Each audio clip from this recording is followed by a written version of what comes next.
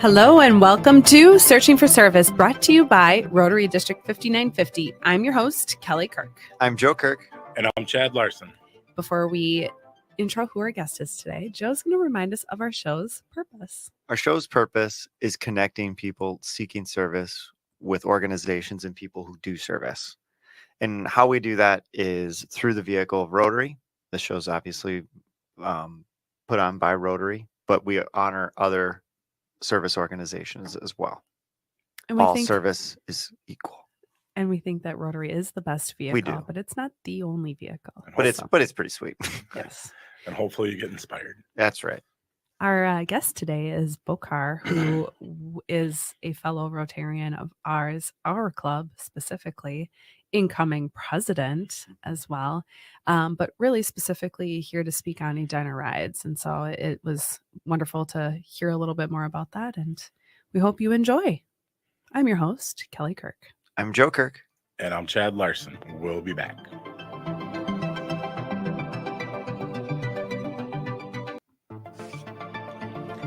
Hello and welcome back to Searching for Service, brought to you by Rotary District 5950. I'm your host, Kelly Kirk. I'm Joe Kirk. And I'm Chad Larson. Before we dive into our special guest today, who's in studio, Chad is going to remind us of our show's sponsorship. We want to thank Russell Hampton Companies for sponsoring the show, the #1 printer of Rotary licensed gear in the world. If you're watching online, you can see some of the things they printed for us. You can check them out at russellhampton.com. And if you ever need printing outside of just Rotary gear, they can help you out there. They'd love to. Yep. And so we want to welcome Bocar Kane. Welcome, Bocar. Happy to have you. Thank you, Kelly. I'm very excited to be here. Thank you, Chad. And thanks, Joe. We have a lot of ground to cover. I'm very excited about it. So Bocar, first, let's share with our listeners. You're currently a part of Edina Morningside. Correct. And you are the incoming president for year 2024-2025. And let's start there. How are you feeling about this? I am extremely excited, overwhelmed. But after this first ride, I think I'm even more excited. With the Edine Rides, yeah. Absolutely. We'll get into that. And I'll let you know the reason why. Yes. Yeah. I'm very excited. We'll dive into that because that is definitely one of the topics that we want to cover. But our listeners need an opportunity to get to know who is Bocar. So first, I do want to just share with them as a reminder that you're the founder, president, and Chief Executive Officer of AMCA Safety. We call that a solopreneur is what we call that. That's true. Absolutely. That's where it started, right? That's where it started. You have to crawl before you run, right? Do you have business cards for each one of the roles too that you could just hand? No, it's just two, the CEO and president. And the reason being, I figured, in funding something, I worked for corporate America for over 10 years for large major companies, went to University of Minnesota, graduated. Also did a stint overseas for 2 years in mining, oil and gas, mostly mining. And then when I came back, I said, okay, let me do something. I've learned a lot of different things. I said, being the president and CEO, you can really walk your vision and bring it to life if you find 100%. The right people. How long ago did you found the company? So AMCA was founded in 2016, December 2016. So basically, let's say 2017. That's when 16 is when we filed. Okay. And then started learning the industry. Is that like kind of like kids? You get like a tax credit for that entire year. That's what I was thinking. Like, brilliant. I think so. You got to pay taxes in a year. Where'd the name AMCA come from? AMCA means have it. So if you abbreviate even my name, right, you put it together, it became have it. It's yours. So that's what it means. Okay. And it rang a bell to me, and I loved it. So that's why if you look at the hat, it says AMCA, and then you see the logo represent where it started. And then as you go, you change the country where it's in. So you see the red one for the U.S. or orange. Oh, I love it. Yeah. That's so nice. That's deep, man. It is. It's wonderful. And to have that perspective is always nice. It's interesting when you do a dive into like when individuals who have created businesses have their logos, Yeah. the behind the scenes decision making for that. Oh, there was a lot of back and forth trying to understand what it means, and even the colors. You look at them, blue for water, and it's just a lot of work goes into it. Wonderful. I don't know. I'm usually half a bottle in or something like that on creating a logo. Like 2 a.m. Creative can happen anytime. It can. Whenever you're inspired. Well, tell us more. What is AMCA? So really, AMCA is we are a small business. We started from the ground, from zero. First, we just tried to focus on safety. So whether it's PPE, and then it evolved to works on safety product, where we now manufacture our signs, anything that is out there on the road that is MUT CD compliant, which is the Manual of Uniform Traffic Control Devices, put out there by the federal government, then adopted and customized to Minnesota standard DOT. Mm-hmm. We can make those signs. We can make all the street signs, all the road closure signs. So that's what AMCA does in one area. Yeah. The second piece that we do is a lot of commercial graphics and wall graphics. You mentioned some big names at the beginning. And we're talking. Absolutely. So, but we are all of this in order to be self-sufficient. So we do commercial graphics, wall graphics, from little stickers that you saw to the big, even signs and directional signs. And we also have an arm that does that we have extended in as of last year. We do a lot. Well, we started Safe Route to School first, making every school zone improve it, working with the DOTs, the city, the counties, consultant to make these intersections safer for kids to cross, and just give you the idea of what can be done before you go to something permanent, where you spend a lot of money. Another piece, we do also permanent work like road striping, pavement marking. We've done a lot of training for large organizations. We've done a lot of projects for ourselves, for cities. So anything related to works on safety, we do. With the sign printing, with the manufacturing, pavement marking, because sometimes you have to recess and glue the thermoplastics. That's what we do mostly. Okay. It's super sexy. Well, we had the honor and But the necessary. privilege to have behind the scenes walkthrough of your facilities, and that was pretty cool to get that perspective. So. Thank you. It was a pleasure to have everybody. Well, you don't think about all of that stuff. Like when you see all the signs that get put up, redirecting you, making sure you don't cross certain areas, all of that stuff. Like, I mean, again, it doesn't seem, but it's so necessary, and there's so much of it. So Bocar, you had been doing a lot of work in corporate America, you stated. Correct. And then you had some time overseas. Yep. And so was there a point during your I'm going to call it a stint, but it wasn't a stint. You worked in corporate America for many Correct. years. Yep. But during that time period of being in corporate America and then being overseas, was there a point in that process where it kind of like hit you like, a freight train where you're like, this isn't what I want to be doing. I want to do something. And so you can probably see where I'm going to lead to my next question, Sure. but was there kind of like a turning point for you where you're like, nah, this just isn't what I want to be doing anymore? To be frank with you, is when I was in corporate America, I never thought of leaving corporate America, right? Okay. I was having so much fun learning. You have to remember, I came into this country to go to college. Didn't have any of these expertise when it comes to manufacturing. I had so much fun. But the need for me on this earth, I couldn't fix most of it working. Okay. It got solidified when I traveled overseas for 2 years. Yeah. For that stint for 2 years and came back. I said, I'm 100% sure a small business way is the best way to transform and do good. Yeah. Very cool. It is so cool. And so then when you came back from being overseas, was that truly like, was it almost like right when you came back that you were like, I think that I'm going to do this? I started it. The last project I had overseas after I left the mining was to help mining companies, because when I was there, I couldn't see any good reflective sheeting.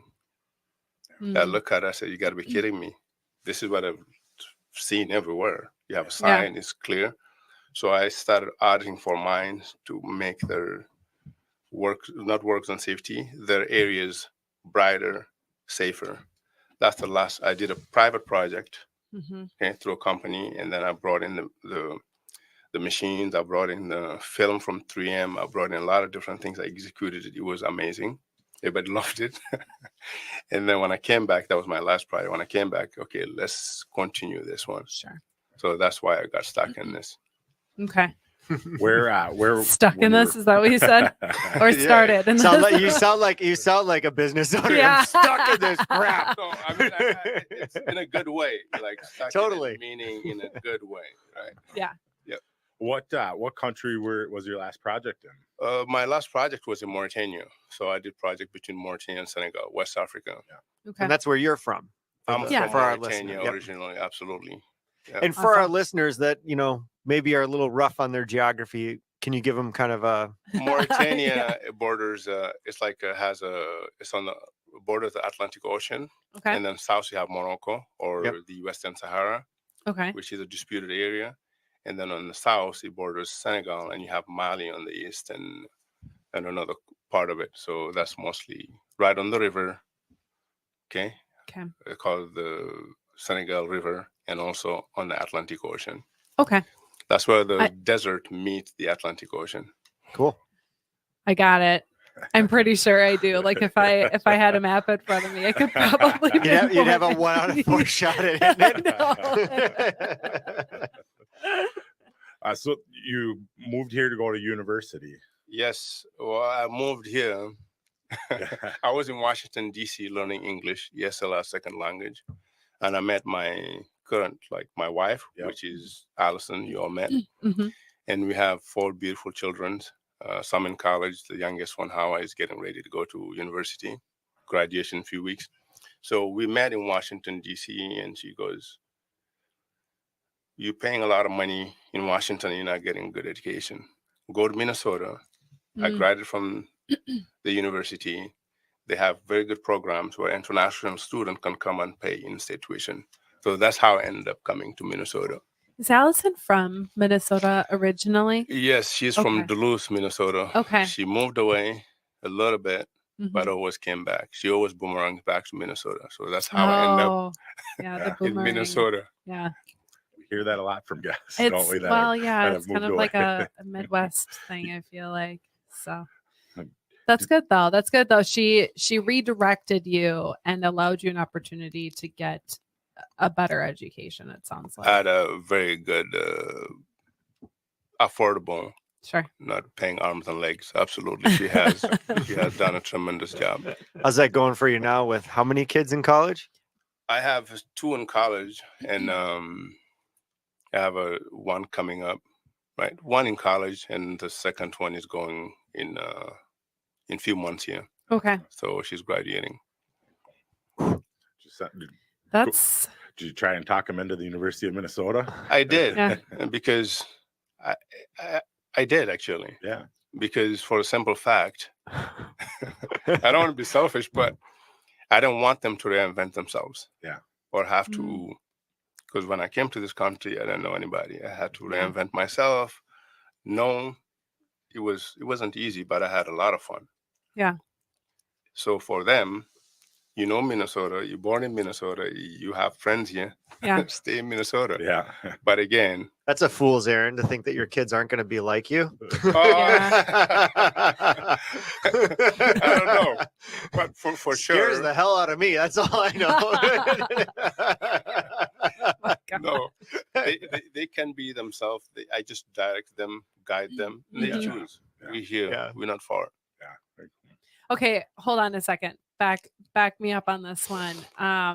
So are you guys going to become empty nesters here after? No, or I have two youngest ones. I have okay. a 14 years old Okay. and a 13. Okay. Yep. So you got some time. I got some Yeah. time.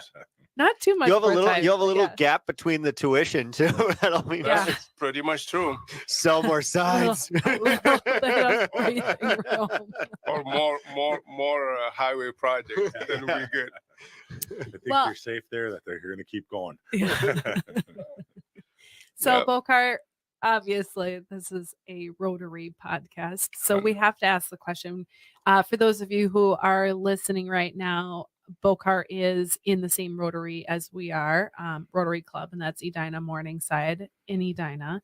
And let's share with our listeners how you found Rotary and started becoming, or how did you become a Rotarian is probably the better way for me to ask that question. I mean, I think how it started while I was a transportation commissioner for the city for about 6 years. Every year, people will come to me and say, "You should join Rotary." Mm-hmm. Okay, either the noon or the morning, you should join Rotary. You'd be a good fit. I didn't know a lot about Rotary. Yep. I did not, and it's actually a hidden gem within the city. Mm-hmm. So it kept coming every year, but I was developing the business. I couldn't focus on every detail until year 3 or 4. I said I've always been involved in the community in Edina. I always coached basketball, soccer. I've done a lot. Yeah. Why not? When I saw the light at the end of the tunnel of the business, I said, now I can focus more time here. So Okay. because I was transitioning back from overseas. So, and then I got approached by Carlin Jackson, others. Okay. Josh even asked me to come to their club, a lot of different individuals. And then before you know it, I said, I'm going to do You it. joined. Yeah. And then when I joined, I saw the four-way test. I said, you got to be kidding me. This is it. This is how I wanted Mhm. to live. This is what I want to instill in my kids and everything that I do. So Beautiful. What year did you join? So I joined, I think, almost 4 years ago, 3 and some 4 years ago, I think. Yep. Okay.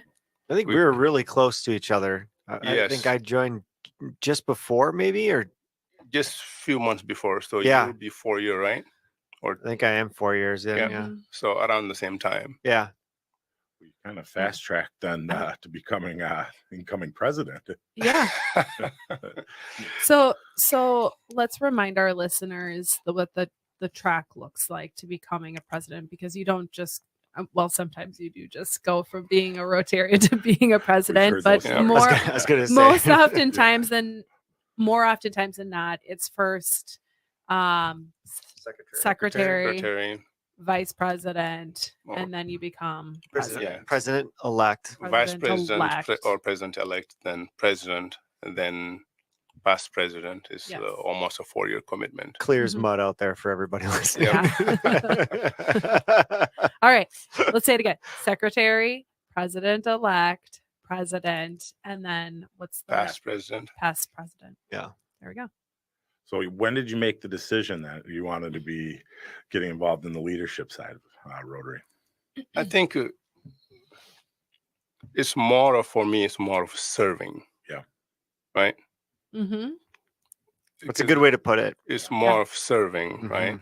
Giving more as a leader. Yeah. Not necessarily the title. So I decided, because I was asked, just like when we were looking for a secretary, Mm-hmm. president-elect, president, I put up those PowerPoint out there saying everybody who would like to get involved. Mm-hmm. And the process was very difficult because nobody came and said, hey, I want to be this. Yeah. I said, maybe that's a Minnesota thing, right? Mm-hmm.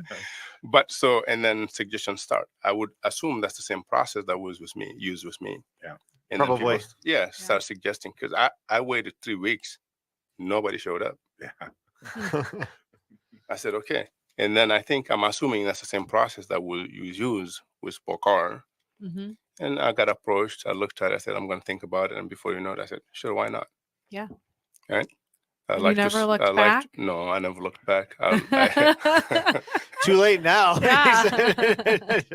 It's a 4-year commitment. So no, I Yeah. never looked back, and I'm very happy to do this, especially because we have an amazing club. Yeah. Everybody does what they say they will do. Yeah. It makes it just easy. The president is not running. For me, I just like to serve. I'm serving. Mm-hmm. That's a good way to put it. I like that. Oh, I thought you were going to say something. Break and cut as this you're coming part into being the president, what goes into the lead up and the planning, and is there a long process just kind of for yourself as you develop into it? Or Yeah, I was told it's by Dave, I think, when this is the best training you can ever get. And I said, sure, I would love to experience that. Yeah. So there's a training that happens with the president-elect, with Sharon, which is our incoming now. incoming. Yep. Sharon Bloodworth. She was Exactly. on the show. She's on our show. Yep. She's a bestie of mine. She's phenomenal. So she puts out together these meetings for the president-elect. We do meet. And then after that, there's that training that happened that we had a few months ago. Yeah, the PETS The training. PETS training. The PETS training. So you go to the PETS training. Then after that, you also have the Singapore for us. Others go to different places, which is end of May. Yep. So you have a lot of training, and there's a process to that. Yeah. To get you where you need to be comfortable. How are you feeling so far going into this upcoming year? I mean, because it's pretty fast approaching. Yeah, it's actually today was Afira's last day as the chair of the board, right? Yeah. For the MRC Board meeting. Yeah. last board meeting. And yes, it is approaching, but I'm very excited. Like I said, we have an amazing team. Yeah. Everybody does what they do. Mm-hmm. And I'm really excited to serve. Very nice. Wonderful. Well, and you got to kick it off really well with the Edina Rides. It was our first annual Edina Rides. We should talk a little bit about that. Yeah. So, Yes. so talk a little bit about what the event was, and then we could even go into how it was planned, how it was executed. Because it was a huge undertaking, Mm-hmm. and how did you feel like it went? There's like 27 questions there. Let's start with how did this idea for Edina Rides come to fruition? So Steve and Brad each approached me, right? We need to do something new in our club. Yeah. What is that? How about a bike ride? I said, perfect. I do a lot of Safe Route School project. We do a lot of things related to improving biking systems. I said, sure, no problem, without knowing how heavy of a lift it is. But so it's heavy. Yeah. But again, it got alleviated by everybody else doing. Mm-hmm. We have different committees. So I think it was organized. I would like to hear what you say because you all were there. But I think it was organized very well. Yeah. And I think regardless of how hard the weather was, like they say, there's no bad weather, only bad closing, right? Yeah. So I think that was a testament of everybody showing up, doing what they do. It was a year process, a lot of planning. Steve May has done a tremendous job. Chad, you have done an amazing job. Everybody that was involved, I think, Sophia, everybody done their job. It's a long process. It wasn't easy, but we came together. We pivoted a lot of times to make sure that event happened due to whether a vendor couldn't show up or something didn't happen. And I think at the end, looking at hindsight 2020, it was a very good event. Yes, I agree. The turnout was fantastic. We have a solid baseline of something new. So I was approached to do that, but I couldn't do it by myself. With the team, we pivoted, we got it done for something new. So that's how I got approached, and that's how this event went. What do you think? Well, I think as an outsider, from not being super involved in it and then showing up on the day of the event, it was put on very well. I was actually shocked at how many people showed up given the weather. Yeah. You know? I was really shocked at that. I'm like, oh. So for our listeners, this event happened just this past Saturday, May 4th, in the morning, and it just so happened that we had storms come through, and then the last half of the day was absolutely beautiful. Sun came out. But you know what? Missed it by that I much. know. But despite all of that, and to Joe's point, I had asked him when he got back home, how did it go? And he goes, Can I finish my thought? Yes, Or are you of just course. gonna? Yeah, I'm sorry. I thought you were finished. No. Go ahead. No, I just jumped it all over it. It's okay. Welcome to our household. I think for the two of you who know us, it's quite the opposite. Anyway, what I was going to finish saying is, I think a lot of people would say a lot of things went against the event that would normally go for it. Yeah. And it was still very successful. So then you go, my goodness, if the weather's great, another year, like think of the first year where you learn. Yep. I mean, we didn't have any idea who was going to show up, what was going to show up, how well was this going to be received, how was going to be the food, how was all of that stuff, and it turned out fabulous. Yeah. Several of the vendors, your buddy came up, Chad, that was there. He was one of the vendors, and you could probably give him his name, but he was like, I think you're really onto something here. Yeah. I think you got something. I'm like, sweet. After we got done, we went out and had a beer, and he said, I love the event. So he has a bike rental,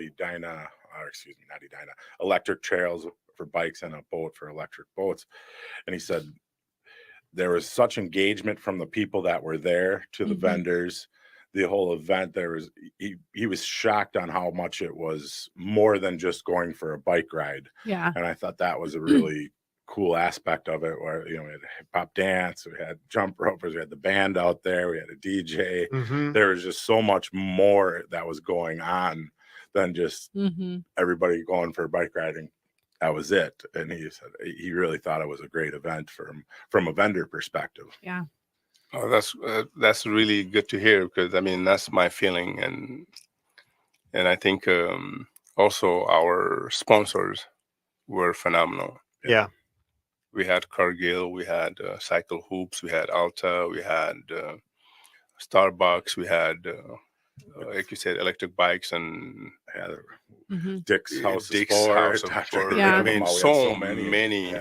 Just to name a few. Another observation that I thought too was that space worked out so well because you can see the event scale there. Like, like sometimes you throw an event and you're like, ooh, if we have 100 more people, it's going to be tough. But it really seemed like that could have supported at least 200 more people, 300 more people. Easily. Yeah. Which we may have issues with, because I think we missed it because we were a little further back. That park has a $75 million renovation coming sometime. So we might have to find a new different place location. or temporary, but I think that won't be an issue. You just got to find the right. Absolutely. Is accessible and has the. If I'm not mistaken, that's supposed to be mostly done this year. Yeah, I'm not sure of the plan, but again, it's all the content. What you put in the content is. Yeah. I again, outsider perspective, I'm sure that what was nice is that now you have, to Joe's point also, you have a foundation and you have an understanding of like, okay, so we feel like we did a good job in asking around for sponsorship, but maybe we started a little bit sooner, or maybe we were spot on with what that timing looked like. And then when do we roll out the website? And then when do we, and all of the specific components that are, critical to make. So much we don't have to recreate. Right. 100%. Create it once. And you evolve because now you get the feedback, you get the experience with it. So I think makes it easier to also evolve on top of not recreate. Yeah. Absolutely, I agree with you wholeheartedly. It's the baseline, right? And you take it. I'm all about in the spirit of continuous improvement. So yes, we have a baseline. We've done things very well, but there are also things I'm sure we can improve on. I think that's what we'll do. Yep. Can you remind our listeners what the money that we raise from that event goes towards? So this is the first Edina bike ride for education. So the way we put it together is to support education. And most of those organizations, nonprofit that you saw there, they already get fund from our local grants. Yep. Right? Yep.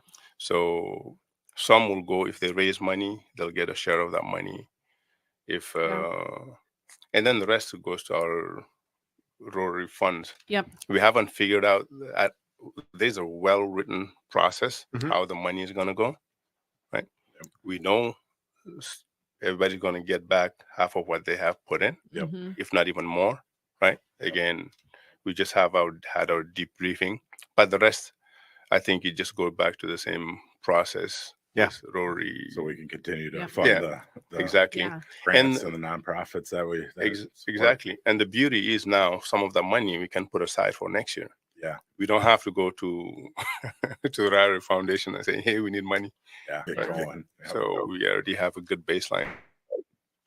Wonderful. So we've debriefed on the event, what the event is about, how it went, the success of it. Let's talk about the future of Edine Rides.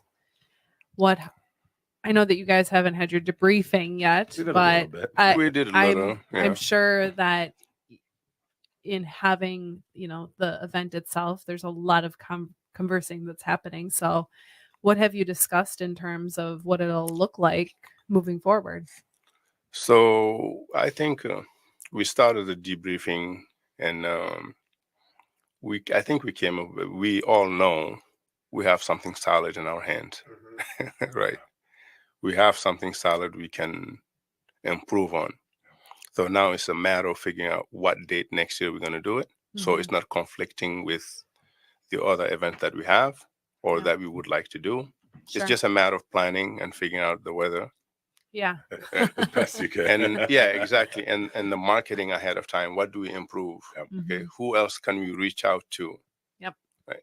I think it's mostly that. And then repeat the same process. Yeah. I heard you We'll guys were do- considering January 15th next year for the bike ride. Get the fat tire bicycles. No Just- rain. just This year might have worked. plow No through the doubt. snow, yeah. Could have. So, It's like Bocar, 50 degrees. in a circumstance like this where you were approached by past presidents Yep. to put on this event, and so it was your baby, but do you then continue to proceed forward with the planning for that in the future, or do you pass the torch on to somebody else? I think in everything in life, I think are process oriented. Once it's mature, I think you should, before even mature, bring people in Mhm. to take on that leadership or at least learn that how to do it, follow it. They even may do it 10 times better. Sure. And then pass the torch. I'm totally strong believer in that. Mhm. Right? We should. That's like, Okay. for me, that's how it's supposed to be. I just wasn't sure if there was kind of like a rite of passage that happened in a circumstance like that, where like you're approached by the past president as the incoming president to do this, and then it gets passed on to. I'm sure you'll the stay on to next- help yeah. however you can. And For me, even if someone else takes over to do this, I will support them again. Service, I'll support them 100%. When you're passionate about it. So Exactly. whether I you're will. the leader or you're going to be involved 'cause of Absolutely. passion. When I think when you look at some of the people we've had on that the events get so large.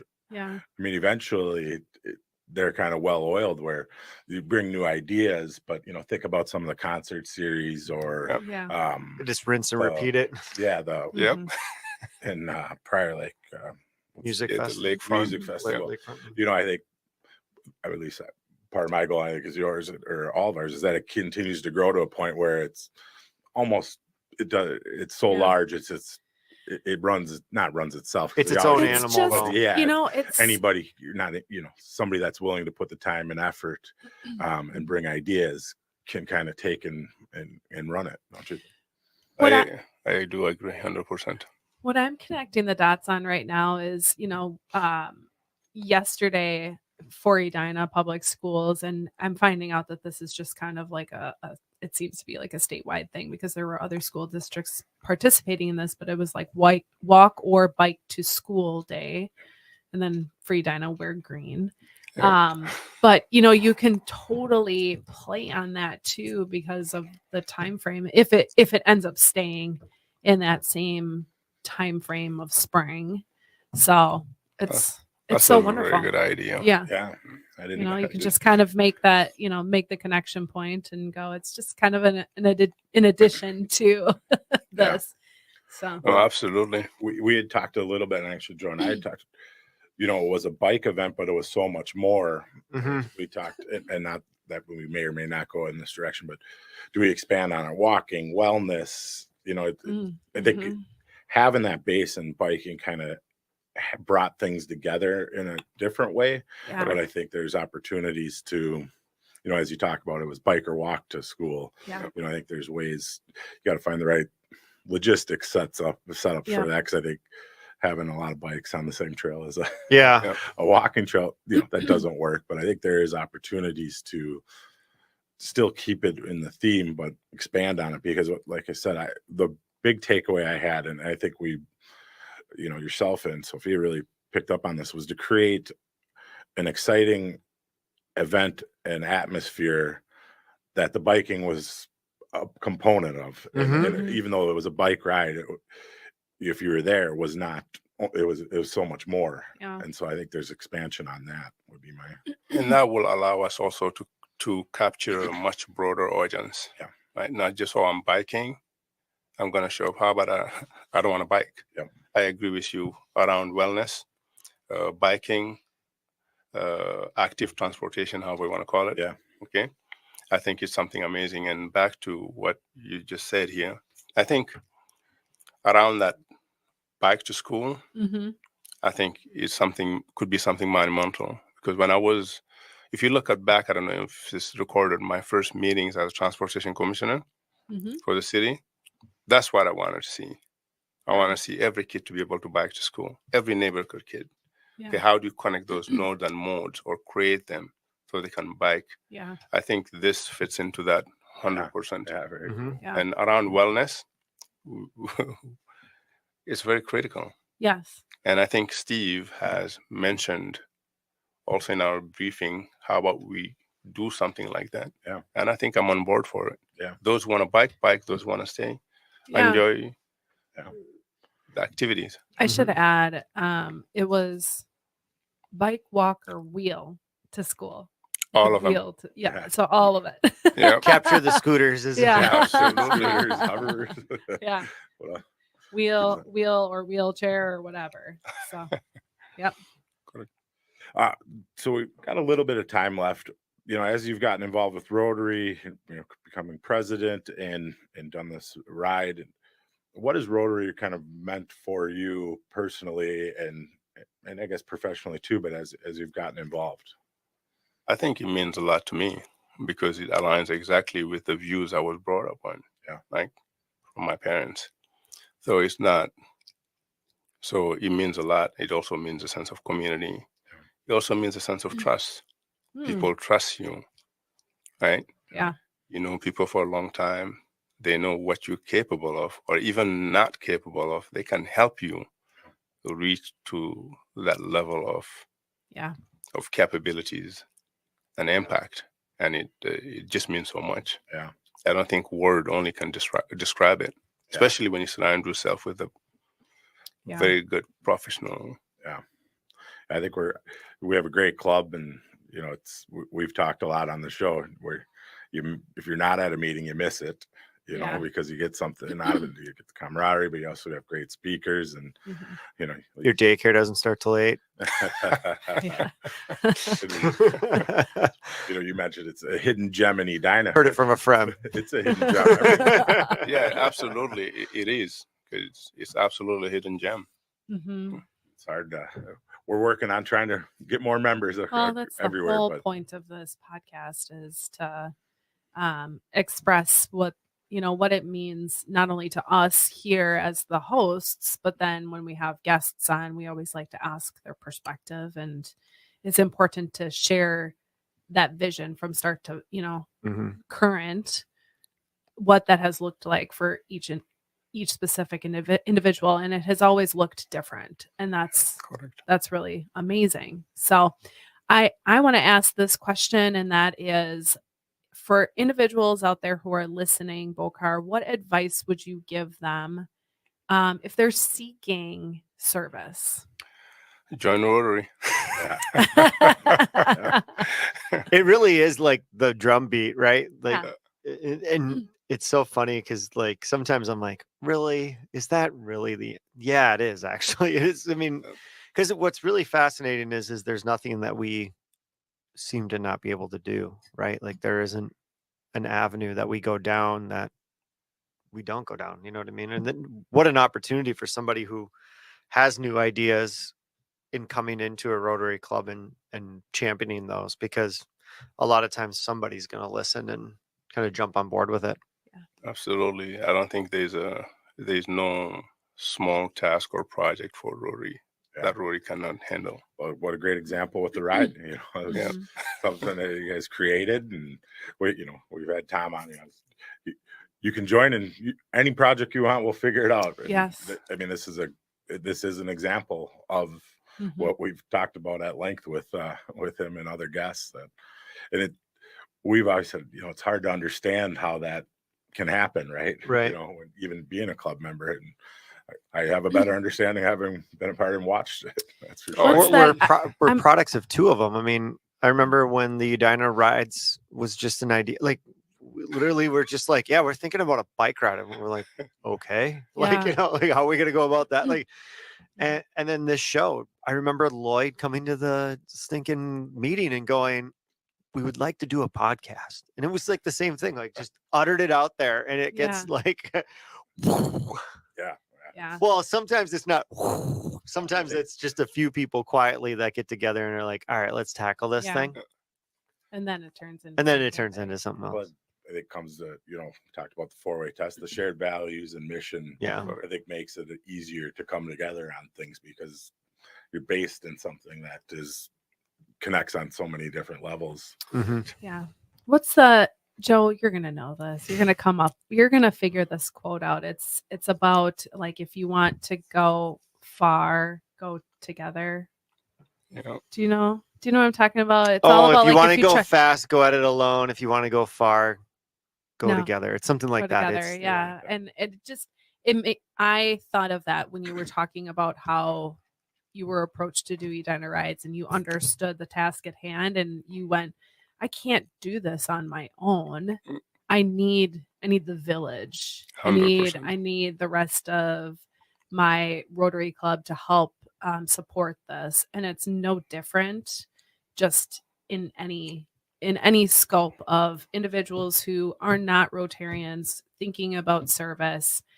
If you join Rotary, you're going to get that care, nurture, and attention from others to help support you on what your mission is. Yeah. So, well, and I, from working with Bocar on the ride, the leadership, and I think it probably comes from your running a business and having to lead so much, that leadership was there.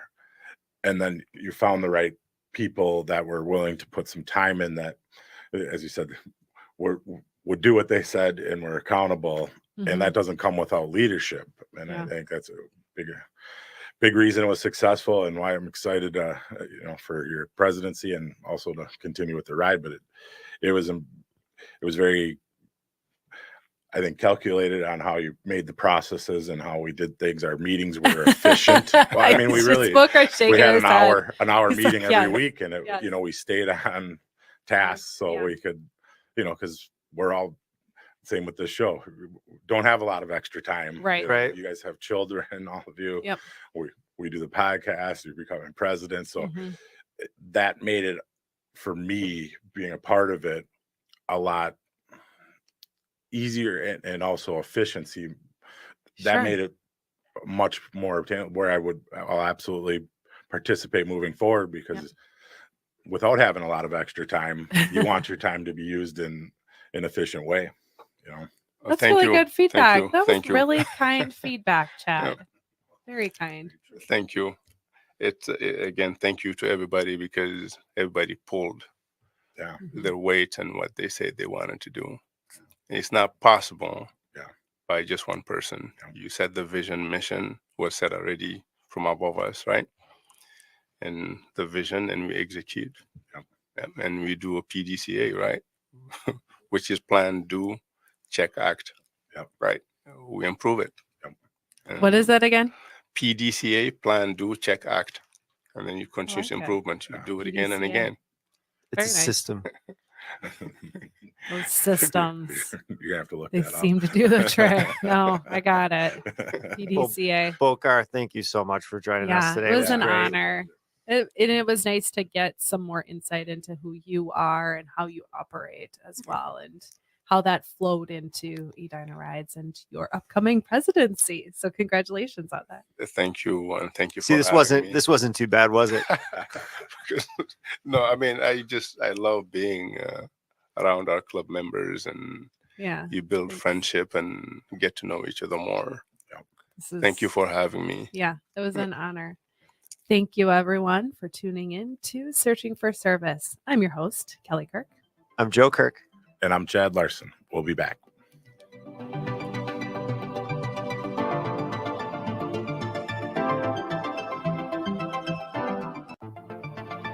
Hello, and welcome back to Searching for Service, brought to you by Rotary District 5950. I'm your host, Kelly Kirk. I'm Joe Kirk. And I'm Chad Larson.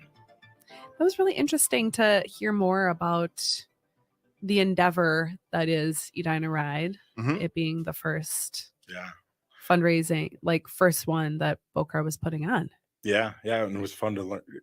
I mean, I experienced a little bit with them, but also to hear some of the intention behind Mhm. how we got to where we did. And also to learn a little bit more about Bocar and his path to where he is now. Yeah. Yeah, he's an interesting cat. I love Bocar. You know, and it's funny. I got a little confession about the Edina Rides event.